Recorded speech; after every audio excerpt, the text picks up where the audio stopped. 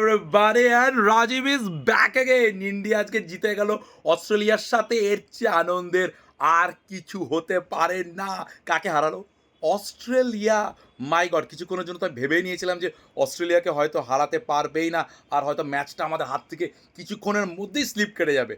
But really hats off to Kohli, king Kohli. কোহলির একটা জিনিস লক্ষ্য করবে, পাকিস্তানের সাথেও যখন দরকার ছিল তখন সেখানে সেঞ্চুরি করলো। আজকে অস্ট্রেলিয়ার সাথে দরকার ছিল, এখানেও রানটা করলো।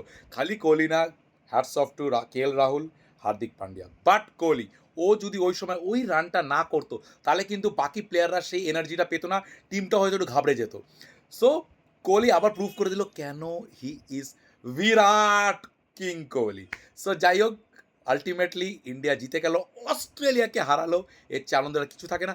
আর এই যে হারালো না, তাতে বলো তো কোন দুটো দেশ একদম দুঃখিত? বাংলাদেশ আর পাকিস্তান। সালা এই দুটো দেশ তো ভাবছিল আজকে যদি বাংলাদেশের সাথে মানে অস্ট্রেলিয়ার সাথে ইন্ডিয়া হেরে যেত তাহলে কি যে খুশি হতো। সালাগুলো আজকে ভালো মতো ওদেরকে বাস দেওয়া হয়েছে আজকে অস্ট্রেলিয়ার সাথে জিতে গিয়ে। So once again congrats team India. ফাইনালে তো চলেই গেল, আর ফাইনালটাও আমি বলছি চ্যাম্পিয়ন্স ট্রফি ইন্ডিয়ায় জিতবে।